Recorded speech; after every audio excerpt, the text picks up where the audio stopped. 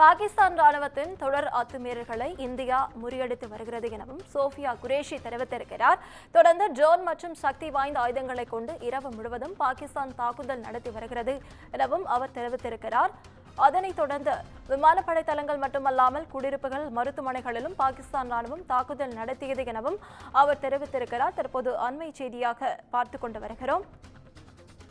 இது குறித்த மேலும் தகவல்களை நம்மோடு பகிர ஓய்வு பெற்ற ராணுவ உளவுத்துறை அதிகாரி சுப்பிரமணியன் நம்மோடு இணைப்பில் காத்திருக்கிறார். அவரிடம் பேசலாம். சார் வணக்கம். பாகிஸ்தான் ராணுவத்தின் தொடர் அத்துமீறல்களை இந்தியா முறியடித்து வருகிறது அப்படின்னு சொல்லலாம். சோஃபியா குரேஷி அவர்கள் விளக்கம் அளித்திருக்கிறார். இது குறித்து உங்களோட பார்வை என்னவா இருக்கு சார்? வணக்கம் மேடம். இப்போ இது பாகிஸ்தானோட ஒரு டாக்டிக்ஸுங்க. எப்போ ஆனாலும் முதல்ல ஒரு பொய் ப்ரொபகண்டா சோஷியல் மீடியாவிலையும் எலக்ட்ரானிக் மீடியாவில் ஸ்ப்ரெட் பண்ணுறது அவங்களோட வேலை.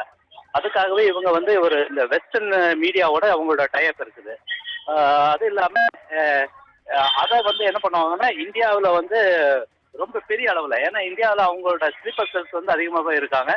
அவங்க இந்த ஸ்லீப்பர் ஹேண்ட்லர்ஸ் இதை ரொம்ப பெரிய அளவில் கொண்டுட்டு போவாங்க. அதாவது இந்தியாவை நெகேட் பண்ணுறது அந்த லெவலில் கொண்டு போவாங்க. ஏன்னா ஆக்சுவலாக நடந்ததை மறந்துடுவாங்க. இதை பற்றி நம்மளோட ஐஜிபிஆர்லேருந்து முதலே இன்ஃபர்மேஷன் கொடுத்துருந்தாங்க. எந்த ஒரு இன்ஃபர்மேஷனும் நீங்கள் ஃபேக்ட் செக் பண்ணுங்கள். அந்த ஃபேக்ட் செக் பண்ணுறதுக்கான வாட்ஸ்அப் மொபைல் நம்பர் எல்லாமே சென்ட் பண்ணியிருந்தாங்க. நம்ம மக்கள் இந்த சோஷியல் மீடியாவில் இருக்கிறவங்க எது உண்மையோ அதை எடுத்து அதை ஷேர் பண்ணலாமே தவிர இந்த பாகிஸ்தானோட ப்ரொபகண்டாவில் நம்ம மக்கள் மத்தியில் கொண்டு போகக்கூடாது. அதனால ஒரு தேவையில்லாத ஒரு ஃபியர் கிரியேட் ஆகும் மேடம். இப்போ நீங்க சொன்ன மாதிரி இந்த தொடர் தாக்குதல் பாகிஸ்தானோட டாக்டிக்ஸ் அப்படின்னு சொன்னீங்க. அப்படி அவங்க கிட்ட எந்த quality plus high end equipments இல்லாமலே அவங்க நம்ம தரப்புல இருந்து தொடர் தாக்குதல் நடத்திட்டு வராங்க. இது குறித்து உங்களோட கருத்து என்ன சார்? இல்ல, அவங்களோட எந்த எக்யூப்மெண்ட்டும் சொபிஸ்டிகேட்டட் கிடையாதுங்க.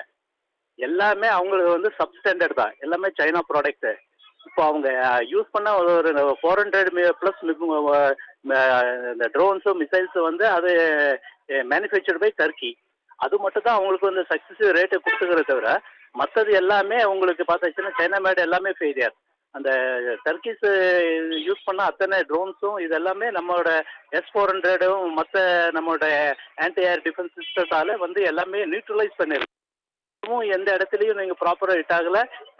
ஒரு 1-2 இடத்து தவிர இந்த நம்ம நியூட்ரலைஸ் பண்ண அந்த மிசைல்ஸும் அந்த ட்ரோன்ஸோட டெப்ரிஸ் மட்டும் நம்மளோட பல இந்த ரெசிடென்ஷியல் ஏரியாவில் அந்த டெப்ரிஸ் மட்டும் விழுந்தனால ஒரு சின்ன மைனர்ஸ் இது ஏற்பட்டிருக்குது.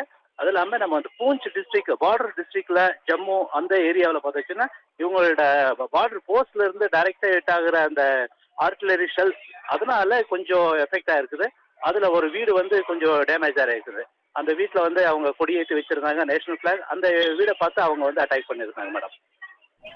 சார், ஆப்ரேஷன் சிந்தூரில் hammer and suicide drones use பண்ணியிருக்கோம் அப்படின்னு தகவல் வெளியாக இருக்குது. இப்போ நடக்க போகிற தாக்குதலில் என்ன மாதிரியான எக்யூப்மெண்ட்ஸ் யூஸ் பண்ண வாய்ப்பு இருக்குது சார் நம்முடைய தரப்பிலிருந்து? கண்டிப்பாக மேடம். இதை பற்றியான ஒரு மீட்டிங் நேற்று நம்மளோட பிரைம் மினிஸ்டரோடவும் டிஃபென்ஸ் மினிஸ்டரோடவும் DRDOட சீஃபோட ஒரு மீட்டிங் நடந்தது. அது தகுந்த மாதிரி அப்போ இப்போ எக்ஸிஸ்டிங் நம்மகிட்ட இருக்கிற எல்லா மிசைல்ஸ் எல்லாரோட நம்மளோட இந்த ட்ரோன்ஸோட இன்னும் ஸ்ட்ரென்தனிங் பண்ணணும். அதோட இன்டென்சிட்டி இன்னும் அக்யூரேட்டாக பண்ணணும்னு சொல்லி அதுக்கு எல்லாம் இது டைரக்ஷன்ஸ் கொடுத்துருக்காங்க. அந்த தகுந்த மாதிரி DRDOவில் கூட அதுக்கு எல்லாம் பண்ணிட்டு இருக்காங்க. ஈவன் ஒடிசாவில் இருக்கிற சாந்திப்பூரில் கூட அதுக்கான ட்ரையல் எல்லாம் போயிட்டு இருக்குது. கூடி இருக்கிறதுல இப்போ நம்ம ப்ரிசிஷன் அட்டாக் பண்ணியிருக்கோம். அதையும் தாண்டி ஒரு அக்யூரேட் அட்டாக் பண்ணுற மாதிரி நம்ம ட்ரோன்ஸ் எல்லாம் இனி எல்லாமே யூஸ் ஆகும். அதை இனி வருங்காலத்தில் நம்ம பார்க்கலாம் மேடம். சார், இப்போ அந்த ஏர் டிஃபென்ஸ் சிஸ்டம் பற்றி கொஞ்சம் சொல்லுங்களா சார்? ஏன்னா வெளிநாடுகளில் இந்த மாதிரியான ஒரு டிஃபென்ஸ் சிஸ்டம் இருக்கா, இல்லை நம்மக்கிட்ட தான் ஹை அண்ட் எக்யூப்மெண்ட்ஸ் இருக்கிறதா? அதை பற்றின உங்களுடைய கருத்து என்ன சார்? எல்லா நாட்டிலையும் வச்சுருக்காங்க. ஏன்னா எல்லா நாடுக்கும் ஒரு பார்டர் கண்ட்ரி இருக்குது. அவங்களுக்கு அந்த பார்டர் கண்ட்ரியிலேருந்து ஒரு த்ரெட் ஒன்று இருக்குது. அதே மாதிரி தான் நம்ம நாடும். அதே மாதிரி எல்லா நாடும் வச்சுருக்காங்க. ஆனால் அவங்களுக்கு அதை யூஸ் பண்ணுறதுக்கு ஒரு சான்சஸ் கிடைக்கல. இப்போ பார்த்தீங்கன்னா நீங்கள் ஈவன் ரஷ்யா உக்ரைன் வாரில் கூட அவங்களுக்கு சான்சஸ் கிடைச்சிது. அதுவும் நியூட்ரலைஸ் ஆகிருக்குது. அதே மாதிரி காசா இஸ்ரேல் போரில் கூட இப்போ யூஸ் ஆகிட்டு இருக்குது. இப்ப நம்ம நாட்டிலயும் இருக்குது. நம்ம நாட்டுல இருக்கிறது எல்லாமே ஹைடெக், எல்லாமே சாபிஸ்டிகேட்டட்.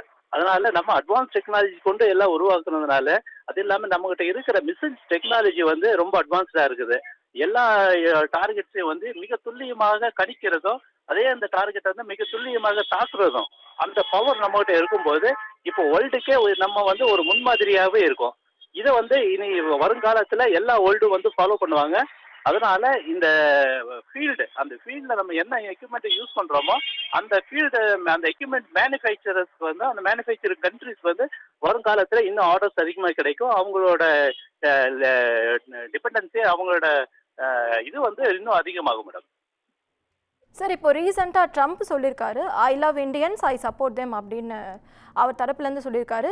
இப்போ நமக்கு என்ன மாதிரியான சப்போர்ட் சிஸ்டம் அவங்க கிட்டேருந்து நமக்கு கிடைக்குது சார், ஆர் வந்து கிடைக்க போகுது? கண்டிப்பா மேடம். என்னைக்குமே நாம வந்து எந்த ஒரு கண்ட்ரிஸை வந்து நம்ம அதிகமா இது பண்ணக்கூடாது. நம்ம இன்டெலிஜென்ஸ்ல இருந்து ஒரு வேர்டுன்னு சொல்லுவாங்க, பிலீவ் ஆல் சஸ்பெக்ட் ஆல். எல்லாரையும் நம்புங்க, எல்லாரையும் நான் சஸ்பெக்ட் பண்ணுங்க. அதுதான் நம்மளோட டெக்னிக்ஸ். அதை தான் நம்ம எடுத்துட்டு போவோம். எவ்வளவுதான் நம்ம கூட ஒரு அவங்க ஒட்டி உறவாடு இருந்தாலும் அதையும் ஒரு ஒரு இடத்துல வந்து நம்ம சஸ்பெக்ட் பண்ணி தான் ஆகணும். எல்லா கண்ட்ரிஸும் அதே மாதிரி தான். வந்து நீங்க ரஷ்யா இருந்தாலும் சரி, இல்லை அமெரிக்கா இருந்தாலும் சரி, இஸ்ரேலா இருந்தாலும் சரி, எல்லாத்துக்கும் அவங்க இடத்துல இருக்கும். நம்ம வந்து ஓன் டிசிஷன்ல தான் நம்ம பண்ணிட்டு இருக்கோம். அமெரிக்கா எவ்வளவுதான் நமக்கு சப்போர்ட் பண்ண இருந்தாலும், இப்போ அமெரிக்காவே நீங்க பார்த்துச்சுன்னா இந்த ஜோ பைடனோட லாஸ்ட் லெக்ல வந்து $100 மில்லியன் வந்து இவங்களுக்கு பாகிஸ்தானுக்கு அவர் கொடுத்திருந்தாரு. அது எது கொடுத்தாருன்னு அது யாருக்குமே தெரியாது. இப்ப நேற்று பார்த்தாச்சுன்னா நீங்க IMFல வந்து இன்டர்நேஷனல் மானிட்டரி ஃபண்ட்ல வந்து பாகிஸ்தானுக்கு ஹியூமனிடேரியன் கிரவுண்ட்ல $1 பில்லியன் வந்து அலோகேட் பண்ணியிருக்காங்க. அப்போ அந்த $1 பில்லியன் வந்து அது எதுக்கு கொடுத்துருக்காங்க? அது வந்து ஆக்சுவலா இருக்கிறது DC வாஷிங்டன்ல இருக்குது, அமெரிக்காவோட கண்ட்ரோல்ல இருக்குது. அப்போ அமெரிக்காவோட ஒரு சப்போர்ட் இல்லாம அவங்க அனௌன்ஸ் பண்ணுவாங்களான்னு அது ரொம்ப கஷ்டம். ஸோ இது எல்லாமே அவங்க வந்து அவங்களோட ஏரியாவில் வந்து பண்ணிட்டு இருக்காங்க. நம்ம வந்து நம்மளோட சஸ்டைனபிலிட்டி, செல்ஃப் சஸ்டைனபிலிட்டி தான் நம்ம இது மட்டுமே நம்ம இது பண்ணிட்டு இருக்கோம். எந்த கண்ட்ரிஸ் என்ன அட்வைஸ் கொடுத்தாலும் என்ன பண்ணாலும் நம்மளோட டீம், நம்மளோட இந்த national security council team, national security advisory board, அவங்களோட கருத்துல அடிப்படையில தான் நம்மளோட எல்லா ஸ்ட்ரைக்ஸும் அதோட ஃபர்தர் மூவ்மெண்ட்டும் இருக்கு மேடம். நிச்சயமாக சார். நன்றி சார், உங்க நேரத்திற்கும் கருத்துகளுக்கும் நன்றி. நன்றி மேடம். நன்றி மேடம். ரொம்ப நன்றி.